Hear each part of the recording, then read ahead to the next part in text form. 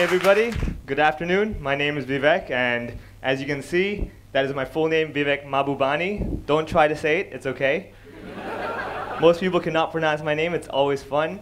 So I just want to start by telling you a few things about myself. First of all, I am Indian, okay? I am not a terrorist. Don't let this fool you, okay? Indian, trust me.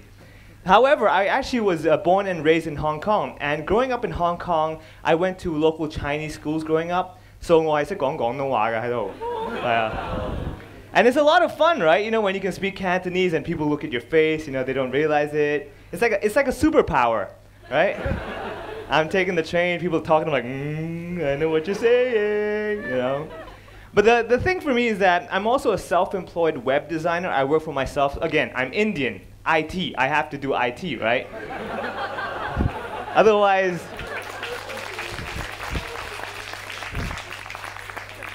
so I'm a self-employed web designer, and also I'm a stand-up comedian. What that means is that during the day, I'm sitting at a computer working, you know, code and everything. At night, I'm in front of people telling jokes, hey, hey, laugh, you know. So that's my life, right? However, what I want to really share about myself today is that I'm different, and I realize that everyone is different, and when you know that you're different, you will start to realize that your life is unique to yourself, right? For example, for me, when I was growing up in primary school, now primary school, it was an all-boys school. Now, I was the only foreigner in the class. So I remember the first day of school, I went into class, and you know, one student raised his hand, he's like, 先生,點解有女仔嘅? Why is there a girl, you know? And I was like, why am I a girl? And then he told me, because I have long eyelashes. So that day, after school, I went home, I took a pair of scissors, I told my mother, Mommy, say goodbye to your daughter. I'm going to be a boy. And she laughed, she's like, you are too young, you don't understand. If a boy, you don't cut, okay? Just remember that. Right? So there was a lot of these weird things, you know. They would even call me E.T., you know, like an alien all the time. And the funny thing is that in school, with my friends and everything, I used to play with them, but they used to be mean to me in a very weird way. They would bully me, but in a very weird way. Like, when we were young, around 6, 7 years old, now, in an all-boys school, the only thing you do is you talk rubbish and you fight. That's all you know how to do, right? So when I was growing up, there was a game called Street Fighter. Now, Street Fighter is you pick two characters. You know, you could be Mr. Brazil and Mr. Japan, and they fight against each other. So every time they're like, hey, let's fight the Indian guy, you know? We became good friends, though. It was very good, you know? I was like, hey, I love you, my friend. Yeah, yeah. It's a lot of fun. Now, going to secondary school, this was a lot of fun as well, because in secondary school, again, all boys school, I don't know, my parents, they wanted me to make sure I like boys, I don't know. So, all boys school, secondary school, I went into class, right? First day in my classroom, and a student in front of me, he turns to me, he looks at me and he's like, 死差仔都唔歡迎你. Right? And you know what? I looked at him and I was like, 你當我聾㗎? Right? And then we became really good friends. We really did, you know. University was a lot of fun, you know. That was the time when my life would change, when you would discover yourself, you know. And when I got to university, like I said, I just understood who I was. It was a real struggle, because in secondary school, I would have a challenge where I didn't know who I was, you know. Girls would see me, and they would run away, you know. It was very hard, but in university, things completely changed. All of a sudden, everybody wanted to be my friend. Because I studied in a place called Creative Media, in a school called Creative Media, and we had a lot of filming. Now, my friends, my classmates, they thought, how can we get better grades, right? And now, in a film, if you want to get a good grade, you want to be international level, right? How do you make a film international level? By having a foreigner as your actor. Foreigner, right? So every movie, they would always say, Viv, come film, come, one your shot. And the thing is, they would love to be my friend because they can look cool, you know? Imagine you're with me hanging out, and another person says, wow, you're so cool, you have a foreigner friend, you know, your English must be so good. But they don't realize 我係同佢哋講中文㗎嘛, right?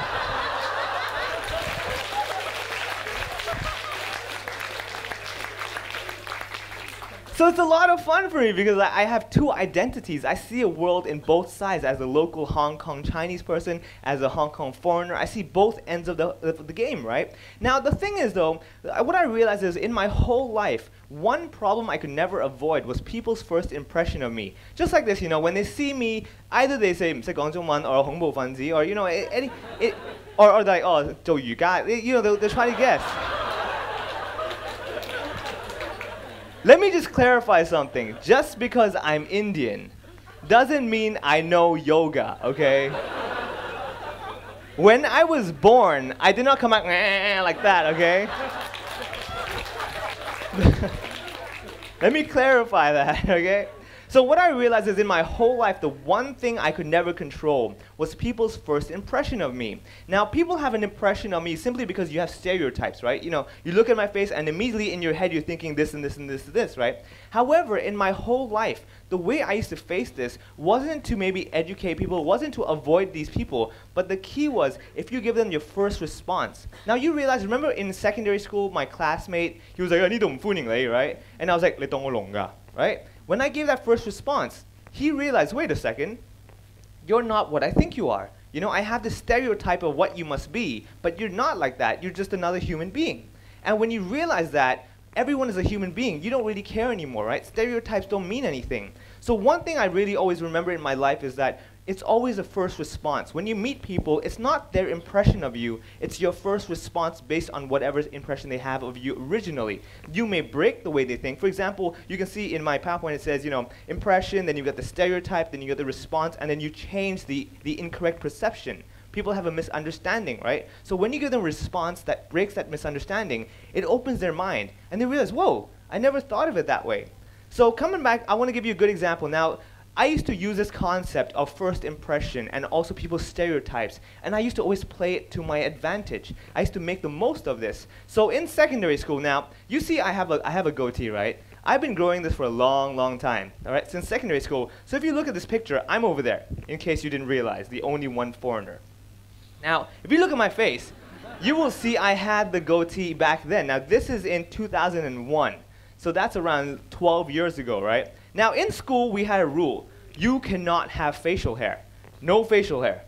So one day, my teacher told me, hey, you can't grow this. It's not possible. So I was thinking, okay, I can play with his impression of his stereotypes of who I am, right? So I told my teacher, I was like, oh, I'm sorry. It's my religion. He's like, okay, yeah, grow some more. Yeah. It helped me a lot, right? So the key is I knew he had this stereotype. Oh, a foreigner, maybe he has a different religion, different and all that stuff. So I could play that to my advantage. Now, for me, I'm actually a stand-up comedian by night, and I love stand-up comedy. Growing up, I used to watch a lot of famous comedians. Like, you might recognize some of them. There's Jerry Seinfeld, there's Wang Ziwa, there's all these other famous people. And the key is that you might have encountered comedy in your life without realizing it, right? And the thing for me is that I always admired people who could just make people laugh.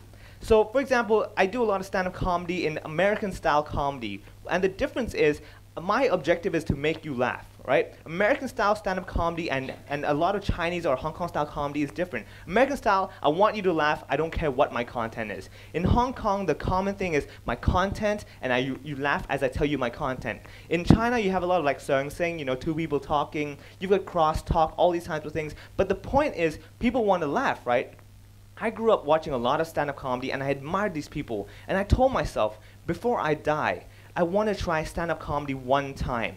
And one time I saw an ad in a newspaper, and it said, comedy competition. And I thought, okay, this is my opportunity. I'm going to try it. And ever since then, 5 years ago, I tried it, I had fun, and I've been doing it for 5 whole years now. It's a lot of fun. Now, what I want to really share with you is that people always have an idea that, wait, so are you talented? Are you gifted? Is there something special? Why are you funny? I'm not funny, But the key is, remember one thing. Humor is actually just life in a new angle, right? You think about it. Growing facial hair, that's not funny, right? However, saying it's my religion, that's funny, right?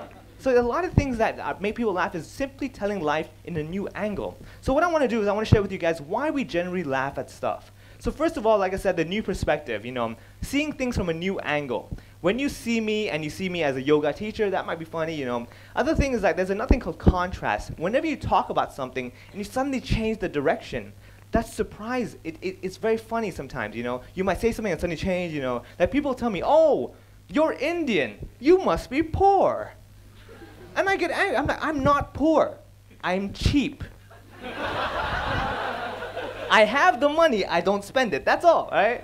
So that's the key, is that the contrast all of a sudden changing.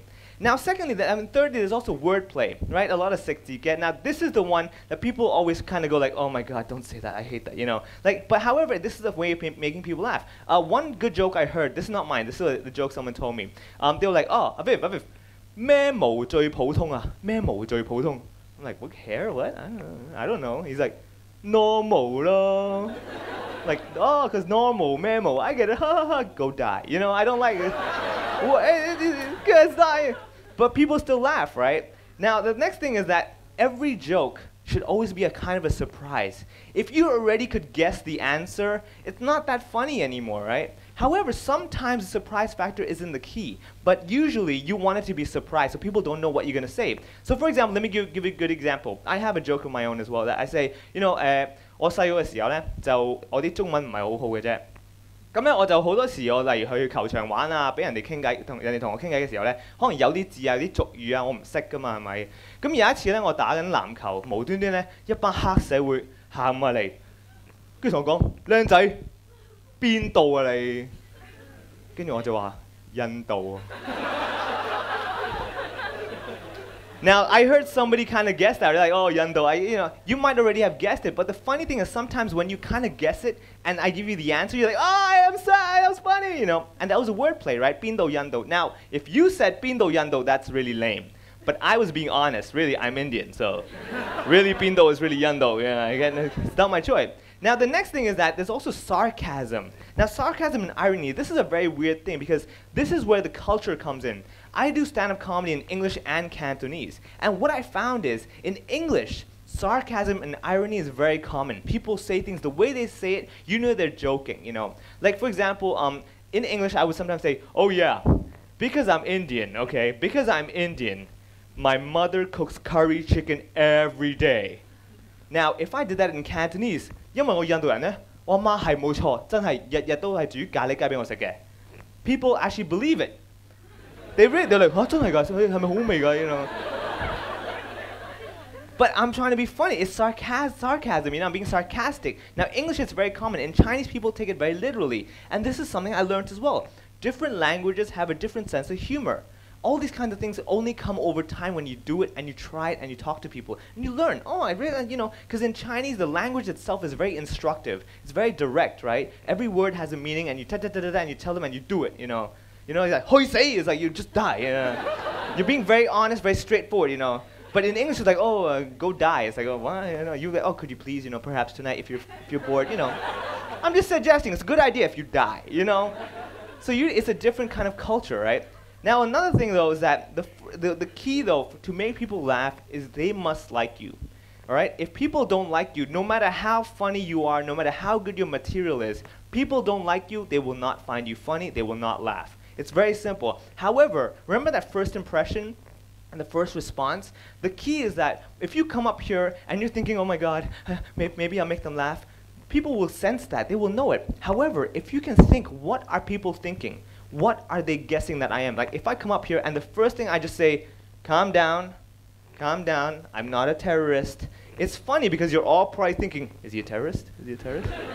Right? And I gave you the answer already, right? So usually when you know people's first impression already and you give them your first response, you've got their attention. They're like, oh, this guy's smart. He's talking to me. He's connecting with me. So remember this. If you're trying to make someone laugh, the key is they must like you. And then you must be funny. If they don't like you, you can be funny and it's useless. All right, now what I'm going to tell you that, now you might think to yourself, but humor is quite complex, right? No, being funny is not as simple as you think. It is, it actually is really simple. Every joke is 2 points, setup and punchline. It's just two simple things. Setup is the situation, the story, and the punchline is the area where you laugh.